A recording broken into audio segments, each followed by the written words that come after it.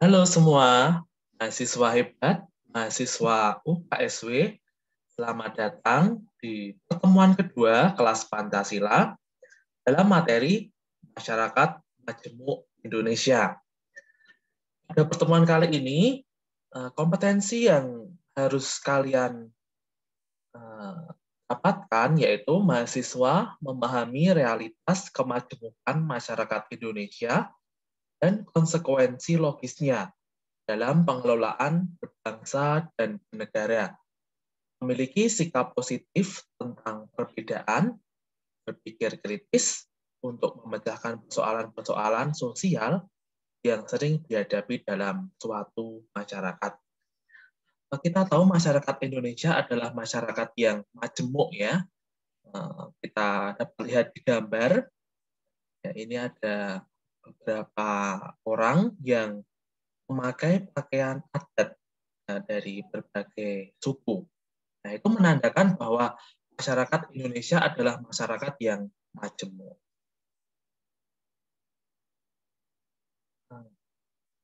Coba perhatikan lingkungan sekitar rumahmu.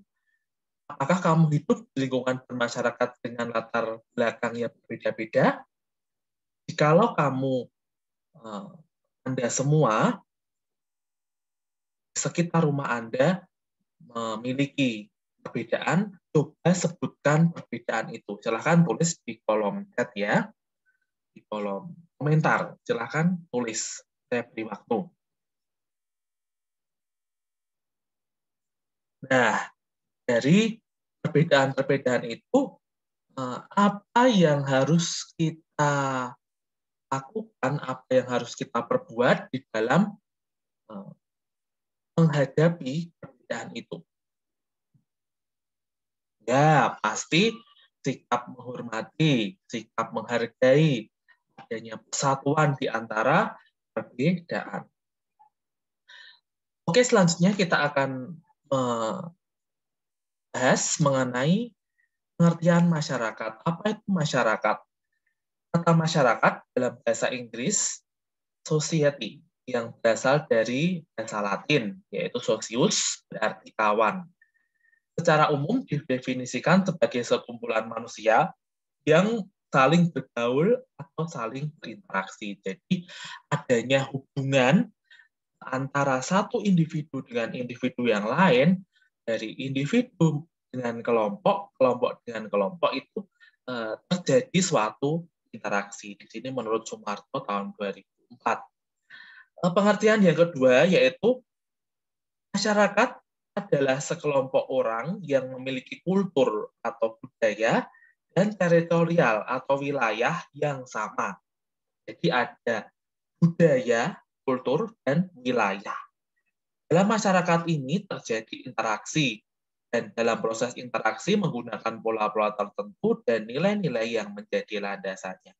Dari pengertian pertama, menurut Sumarto, dan pengertian kedua, menurut Kali Jernih, ini ada satu benang merah. Benang merahnya adalah ada sekumpulan manusia yang berinteraksi. Betul, bagus. Selanjutnya, pengertian yang ketiga, Linton mengatakan bahwa masyarakat adalah kelompok manusia yang hidup dan bekerja sama dalam waktu yang cukup lama. Dan mereka saling mengorganisir diri serta menganggap bahwa mereka merupakan kesatuan sosial dengan batas-batas yang dirumuskan dengan jelas. Nah, dalam pengertian yang ketiga ini juga ada benang merahnya, yaitu sekelompok manusia yang bekerja sama. Bekerja sama itu otomatis mereka akan berinteraksi antara satu dengan yang lainnya. Jadi dalam hal ini masyarakat dapat dikatakan atau dapat disimpulkan bahwa sekelompok manusia yang memiliki budaya, memiliki wilayah, dalam hal itu mereka berinteraksi, bekerja sama dalam suatu nilai-nilai tertentu. Saya kira jelas pengertian dari masyarakat. Selanjutnya, apa itu masyarakat majemuk? Di sini menurut Smith dalam Sulasmono mengemukakan bahwa masyarakat majemuk adalah masyarakat yang masing-masing komunitas atau kelompok yang dimaksud memiliki struktur kelembagaan yang berbeda satu sama lain. Nah, jadi struktur itu yang dimaksud adalah mungkin kelas sosial ya. Nah, ada ekonomi, kelas sosial itu ada berbagai macam, ada kelas ekonomi, ada kelas politik, dan masih banyak lagi. Sedangkan yang kedua, menurut Rabuska dan Spessel, mengatakan bahwa masyarakat majemuk adalah masyarakat yang memiliki keragaman kultural namun terorganisasi secara politik yang mengatasi satuan-satuan etnik yang ada. Jadi, dari pengertian pertama dan kedua itu ada seperti perbedaan antara masyarakat majemuk itu apa? Masyarakat majemuk adalah masyarakat yang memiliki beragaman multikultural. Seperti Indonesia, ada banyak suku, banyak agama, banyak ras, dan banyak golongan. Nah, jadi Indonesia termasuk masyarakat majemuk kah? Ya, karena Indonesia memiliki beberapa perbedaan atau keberagaman. Oke, jadi keberagaman yang ada di Indonesia mengisyaratkan adanya suatu kesatuan dari perbedaan. Di sini kita dapat artikan bahwa penting bagi bangsa Indonesia untuk bersatu, gitu. Ya, kita bisa lihat di sini dalam gambar ada beberapa tangan, ada yang berwarna sawo matang, ada yang berwarna putih, ada yang berwarna coklat kehitam-hitaman, dan ada yang berwarna lain. Nah, di sini menunjukkan bahwa Indonesia sebagai masyarakat yang beragam itu mewujudkan persatuan. Nah, jadi memiliki tujuan untuk mewujudkan persatuan dalam keberagaman. Ya, diperlukan sebuah prinsip. Nah, prinsip itu harus sama yang dapat kita pedomani, yang dapat kita contoh, yang dapat kita teladani. Nah, prinsip pentingnya itu adalah Bhinneka Tunggal Ika dan wawasan Nusantara. Nah, prinsip itu harus dikemukakan, harus dikemukakan oleh semua orang, harus dapat dilakukan, diteladani, dan dapat dimengerti oleh semua kalangan, begitu. Ya, melalui Bhinneka Tunggal Ika, bangsa Indonesia mengakui bahwa Indonesia merupakan bangsa yang terdiri atas berbagai suku, ras, agama, bahasa, dan istiadat yang berbeda-beda. Namun, perbedaan dan keanekaragaman bukan menjadi suatu pemisah atau alat pemecah rasa persatuan dan persaudaraan. Jadi, Bhinneka Tunggal Ika ini yang artinya berbeda-beda tapi tetap satu, menunjukkan bahwa Indonesia sebagai negara yang beragam menjadi satu kesatuan. Satu kesatuan itu ya Indonesia, ya, dari suku, ras, agama, bahasa, dan adat istiadat itu bukan menjadi suatu pemisah atau alat pemecah. Ya, kita bisa lihat di situ ada wanita Bali yang sedang menarikan tari Bali, gitu. Ada yang tahu tari apa? Ya, yang pernah ke Bali atau yang pernah melihat video tarian ini pasti tahu ya, tari pendet. Oke. Prinsip yang kedua yaitu adalah wawasan Nusantara. Wawasan Nusantara sebagai wawasan nasional bangsa Indonesia merupakan ajaran yang diyakini kebenarannya oleh seluruh rakyat agar tidak terjadi penyesatan dan penyimpangan dalam upaya mencapai dan mewujudkan cita-cita dan tujuan nasional.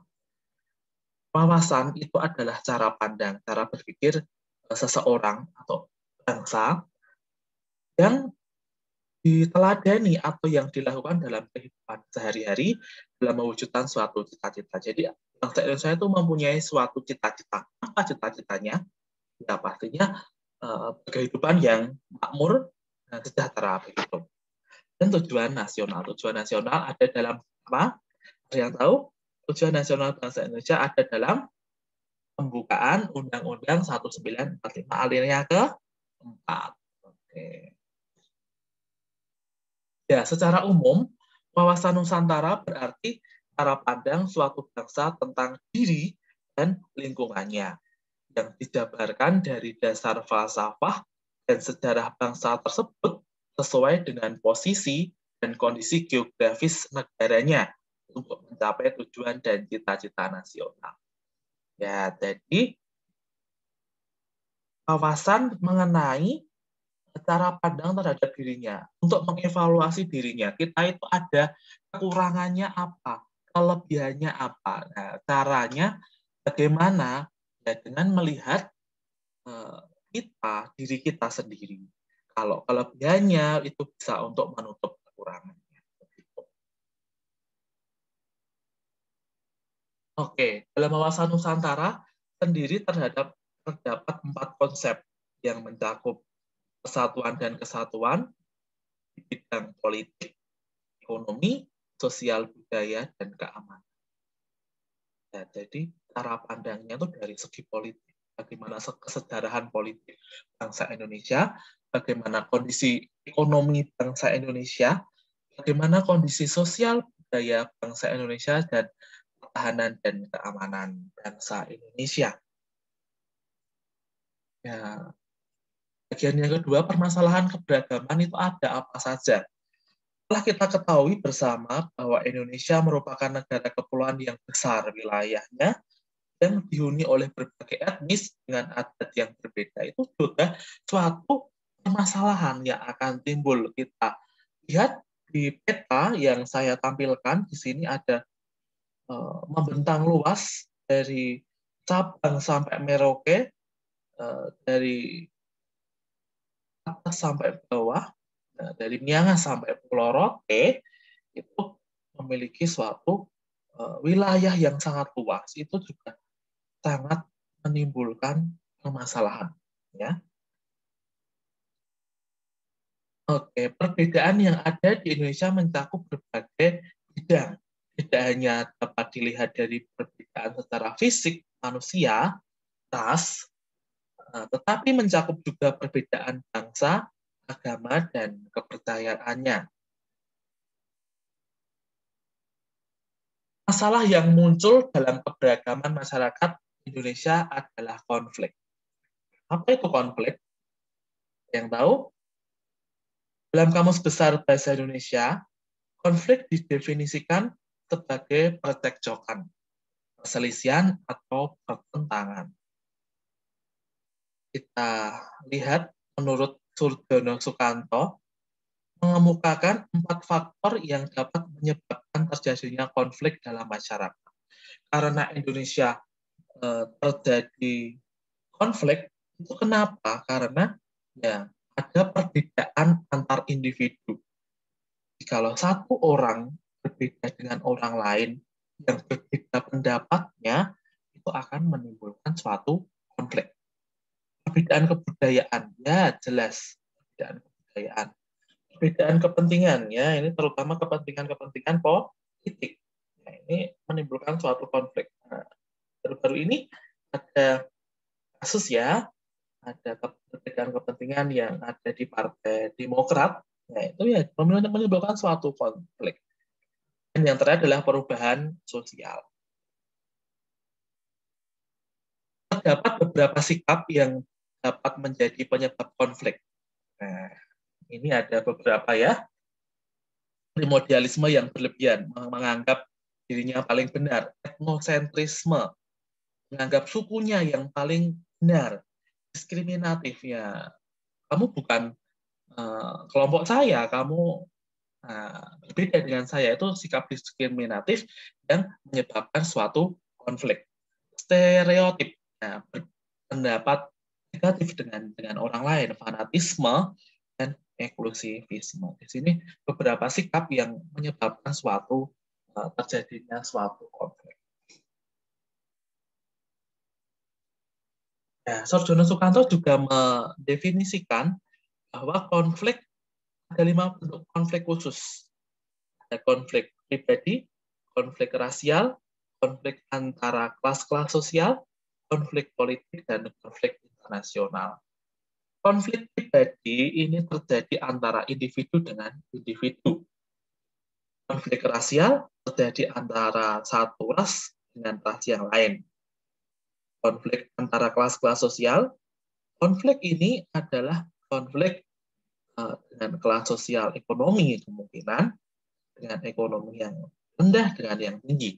Konflik politik yang saya tadi kemukakan, ada konflik partai politik dan konflik internasional. Di sini kita tahu bahwa ada akhir-akhir ini yang sedang booming adalah Palestina dan Israel. Nah, itu termasuk dalam konflik internasional. Terjadinya konflik dapat menimbulkan sejumlah hal, antara lain perpecahan dalam masyarakat. Ya jelas kalau terjadi konflik pasti ada yang pecah, terutama di dalam kehidupan dalam masyarakat. Kerugian harta dan benda dan korban manusia. Ya, kalau terjadi peperangan atau terjadi konflik pasti akan merugikan harta benda dan korban. Kehancuran nilai-nilai dan norma dalam masyarakat, ya tidak mengenal nilai. Setelah terjadi konflik, pastinya manusia atau kelompok manusia atau partai politik tidak akan mengenal nilai. Perubahan kepribadian, ya jelas. Kalau terjadi konflik yang semula kepribadiannya baik, kemungkinan akan menjadi kepribadi yang tidak seperti yang semula. Dominasi, ya jadi nanti kelompok yang menang pasti akan mendominasi. Lalu upaya-upaya apa untuk menyelesaikan masalah yang muncul dalam keberagaman? Kamu telah mengetahui bahwa Indonesia memiliki keberagaman. Ya, tadi ya sudah kita ketahui. Jika tidak ditanggapi secara positif, keberagaman dapat memunculkan berbagai permasalahan atau konflik. Ya, jelas. Jikalau keberagaman itu akan menimbulkan suatu konflik.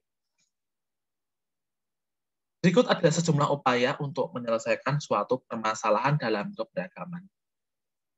Nah, yang pertama, memberikan jaminan perlindungan hak-hak setiap warga negara merupakan salah satu upaya preventif atau upaya pencegahan untuk menyelesaikan masalah yang muncul dalam keberagaman dalam masyarakat. Nah, jadi kalau hak-hak masyarakat itu mendapat jaminan, nah itu setiap warga negara pasti akan terhindar dari suatu konflik. Yang kedua, mengikat persatuan dan rasa kebangsaan yang tercantum dalam perundang-undangan pasal 35, 36, 36A, dan 36B. Ayo, siapa yang tahu isi keempat pasal ini? Kalau yang tahu, nanti bisa tulis di kolom chat, kolom komentar, silahkan ditulis, nanti akan saya beri tambahan nilai, begitu. Selanjutnya, melakukan penangkapan atas pihak-pihak yang bertanggung jawab dalam upaya aktif untuk melakukan perpecahan terkait keberagaman masyarakat merupakan salah satu upaya represif. Ya, ini sudah upaya yang represif ya dalam menyelesaikan suatu konflik. Ya, jadi penangkapan atas pihak-pihak yang terlibat gitu. Selanjutnya, ini suatu upaya preventif juga. Selalu bersikap ramah, bersahabat, berpikir positif, dan saling membantu sesama masyarakat merupakan salah satu upaya preventif. Ya, kita dengan saudara, dengan tetangga, dengan teman, bersikap ramah, bersahabat, berpikir positif, saling membantu. Nah, itu suatu upaya di dalam menyelesaikan atau mencegah suatu konflik. Ya, selain beberapa upaya menyelesaikan masalah keberagaman, hal yang penting untuk mengupayakan permasalahan keberagaman adalah sikap menghormati, sikap menghargai keberagaman yang telah ada sejak Indonesia belum merdeka. Indonesia belum merdeka, itu sudah ada keberagaman. Nah, untuk mengatasi keberagaman itu, kita mempunyai sikap harus menghargai dan menghormati. Saya kira cukup untuk pembelajaran kita hari ini. Untuk materi hari ini saya cukupkan sekian. Semoga bermanfaat dan kalian tetap menjaga kesehatan, tetap bersemangat belajar, dan Tuhan Yesus memberkati. Untuk tugasnya yang dua tadi, yang pertama adalah mengenai sekitarmu ada perbedaan atau tidak, silakan ditulis apa saja perbedaannya. Dan yang kedua adalah mengenai isi pasal. Ya, isi pasal tadi saya ulangi, pasal 35 kan. Nah, 35, 36, 36A, dan 36B. Silahkan ditulis di kolom komentar. Demikian pertemuan hari ini, dan selamat melanjutkan aktivitas. Tuhan Yesus memberkati.